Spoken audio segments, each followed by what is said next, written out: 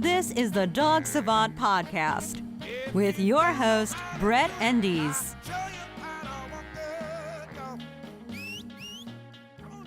Hey everyone, this is Brett, and this is the Dog Savant Podcast. I am your host. This is episode 19 already.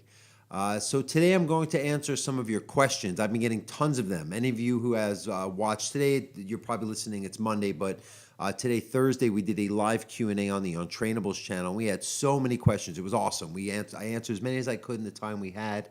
I'll try to answer, again, as many of your guys' questions. My whole point of this is to help as many dog owners as possible get things on the level and get their problems resolved for their dogs so they can have a nice, harmonious life.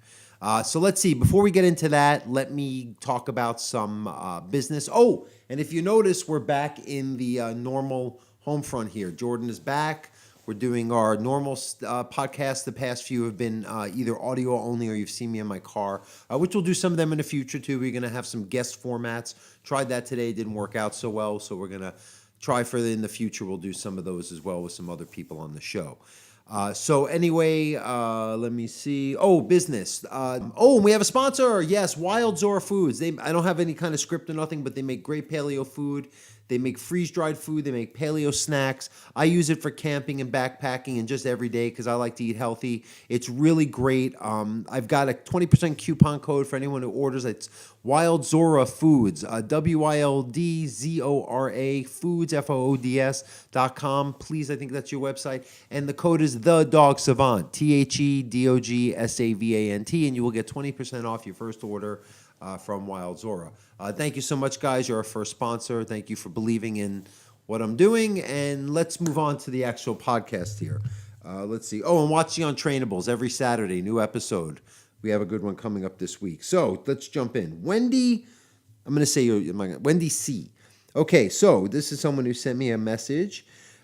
Yes, I'm based out of California. Okay, we have an Italian Shepherd, 2.5, who's now gone through 2 training courses. Never had problem training a dog until this one. When she's on leash, she's perfect. Off leash is a different story. When I tell her to come, she doesn't listen to me unless she wants to. LOL, I think she's bipolar or something, or say she's bipolar or something, but I can't get her to obey me. It's not so much bipolar as much as dogs are animals of opportunity, and if they've learned that when off leash or the commands or maybe when you teach them they work under controlled conditions or when there's no other option, where I would recommend having commands be more of her way of getting through her day, even using commands just here and there around the house. Practice more with a long line off leash. You want to build some real consistency dropping the long line so you can pick it up and still follow through the recall.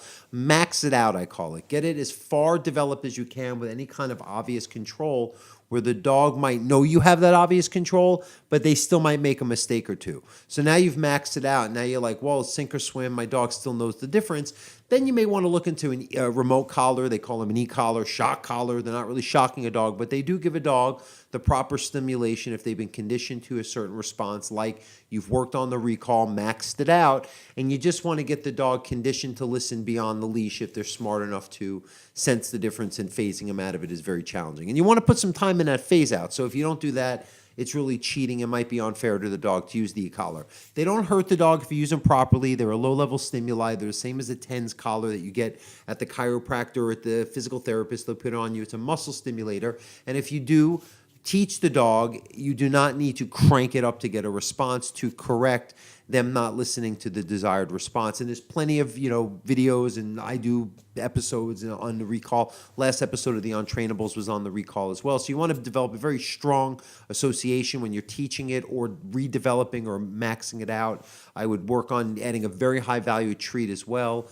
I'm just kind of brainstorming here some of the things you might be missing, so your dog may not recognize the difference whether or not they're on or off leash, or the incentive to listen off leash is great enough to offset impulses. And with that said, one last note is you want to make sure that you get out there and proof the training. So if your dog might recall where it's, like I said before, controlled, you might want to go work around busy distractions, especially the strongest ones, and get them more used to listening, even if it is controlled with the leash, just to get some kind of better response. Then in time you might get it better, to be reliable off leash. Hope that helps there. Keep your questions coming here. Let me know how that goes. Send video. Also, I want you to send me some video questions. I'd like to see what you got going on there. All right, let's see here. Sorry I sound distracted or look distracted. I'm trying to read and keep this going at the same time. You can tell I'm very excited today.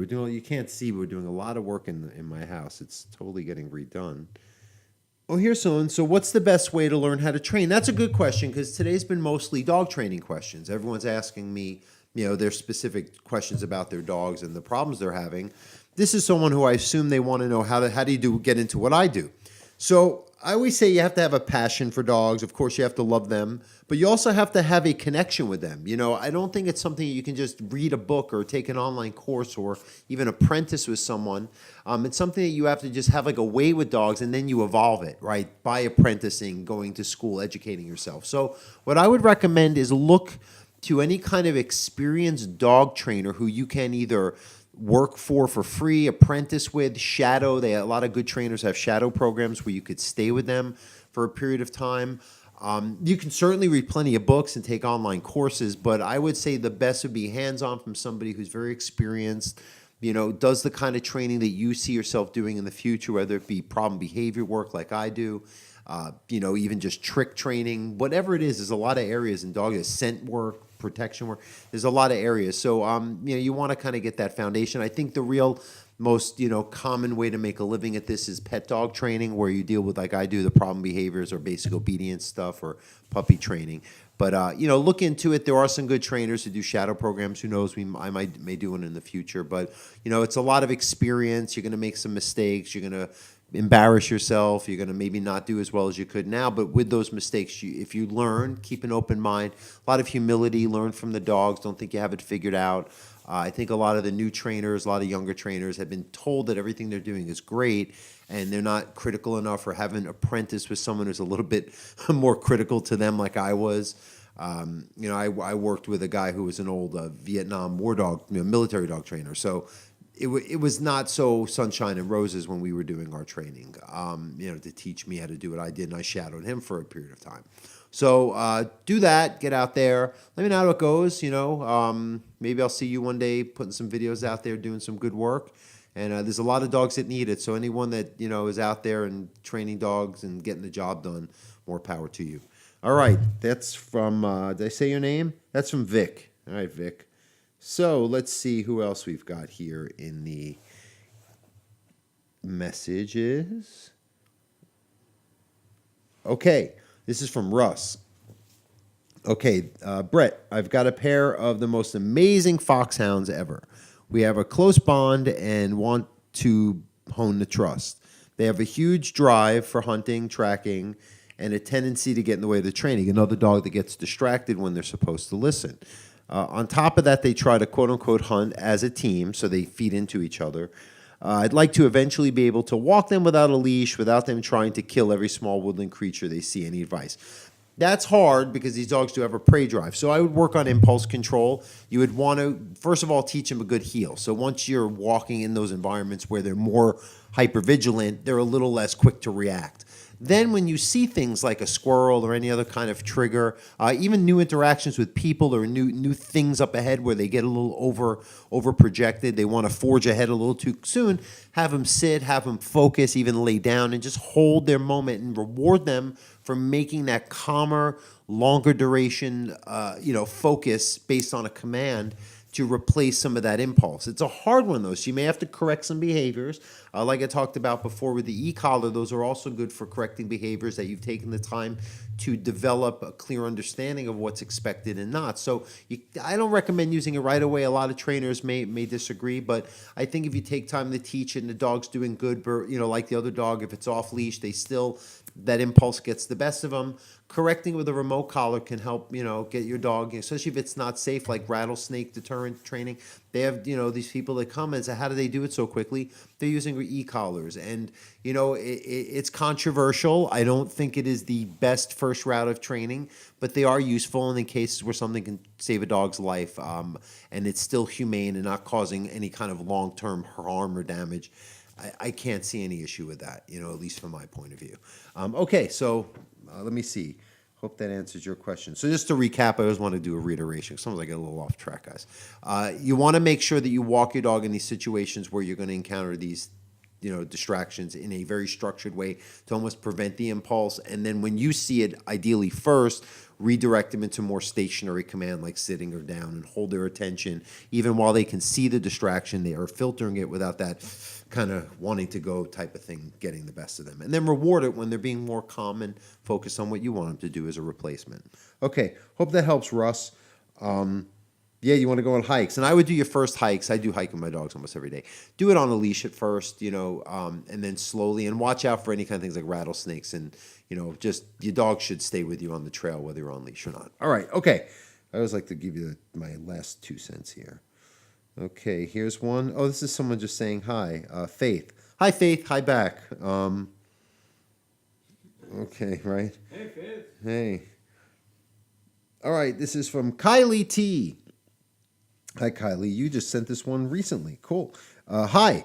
My 3-year-old Amstaff gets anxiety being in the car and does not stay where I put him and even gets himself out of the collar or harness and goes frantic. What can I do so he will be more calm? Thank you. So what I would do is, at least if you can put some time in, teach your dog a place command in the car, right? You may still want to use this harness because I don't love a dog being free in the car without some kind of physical restraint in case you stop short or there's an accident. But you do want to teach your dog to be calm and focused. So the place gives them that ability to kind of hone their mind into that one spot that you want them to be at. It's like their little job. I would, of course, have you do it when you're just parked in the driveway. Don't be driving or have someone in the back seat helping so you're not distracted. With time, you should be able to build that into more, casual where you're driving and the dog can just hold their place and feel calm and offset, that anxiety or that overstimulation related to the movement and the anxiety of where they're headed because they know the car rides lead to something.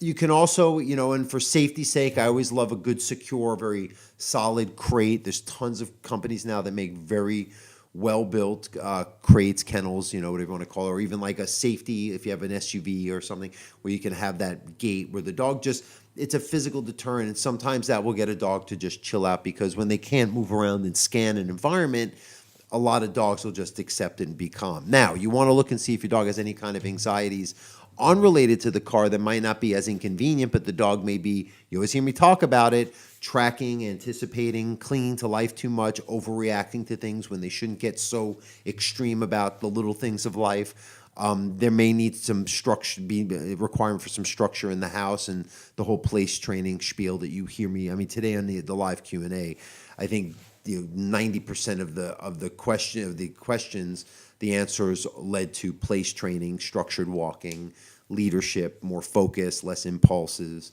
driving them to get their same needs met for an everyday life because these dogs tend to be wired in that way, and it just benefits them to make calmer, more present, conscious choices instead of the overreactive, unconscious ones.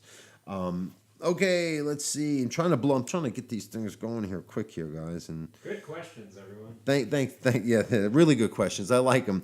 Send those videos. I think it'll be cool if I actually can get like a dog face to a behavior. I can give you even really more specifics so I can see what your dogs are doing. So send that. But yeah, I'm excited. The live thing, just as a side thing, we did the live today.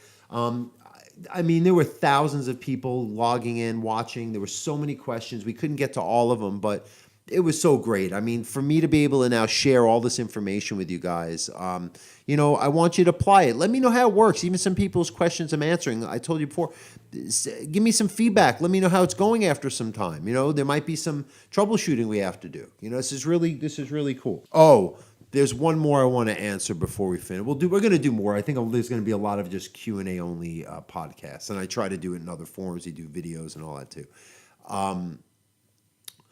Someone's been asking, I hope you see this because I'm going to take the time to answer this. If a dog has killed, will it kill again, or can it be trusted to not kill again? Because you asked a few times. You wanted to know if this is the case. And, I don't know. First of all, I don't know. What are you talking about killing? Killing another animal or another dog? Another animal, that's sometimes their job to do. And unless you teach some of the impulse control or skills of correcting the behaviors like I'm talking about, that might be hard to trust when they're on their own. Another animal, sometimes, it depends on what's stake. I've met dogs that very consciously or inadvertently had killed another dog and can be rehabbed to be, look, they're an animal, so you can't 100%, but you can get from 0% to high 90s where under controlled conditions. And I'm not saying that look, there's a lot of controversy. If a dog does something, there's other dogs that do less problematic behaviors that deserve a shot at getting rehab if there's X amount of time and resources for that. And a dog that's killed, why even bother? So I'm just saying from my experience, not judgment, no personal opinion. I talk about the numbers very pragmatically because I'm just in the trenches doing this. Let me get a drink here. I'm so thirsty, guys. Sorry. Okay, much better. So a dog can be helped and improved upon their behavior, but what I personally trust, I'm talking from what I've seen, I wouldn't leave them alone with another dog, but I wouldn't not trust their ability to improve their tolerance for another dog. If you wanted to keep this dog from having to be euthanized or whatnot under very controlled conditions, you could rehab it to a point where, hey, it may its whole life act trustworthy, but I myself would always keep an eye on things, even if it was still some free interacting, because you can rehab dogs to that level. But you always got to be careful if the dog's shown that they're willing to go to that side. There's got to be a reason for it, so the others have to see. It's case by case. This is a hard one to answer, but I figured I'd answer. And please, if it's just the dog killed an animal, well, then we have to talk about offsetting prey drive or whatever the circumstance was. Anyway. Going off topic, so let's see. Thank you so much for anyone that's watching this, listening to this. We're doing iTunes. Every Monday we're trying to put an episode up. We have a YouTube version. If you're watching me, thank you for bearing with me being distracted here on my phone reading these questions. And just subscribe, share. My Patreon, I forget about I have a Patreon. Patreon, it's the Dog Savant is the name of the page on patreon.com. New episode again of the Untrainables this Saturday. And thank you so much. Episode 19. And don't forget our sponsor, Wild Zora Foods, code the Dog Savant. And thank you. Train your dog.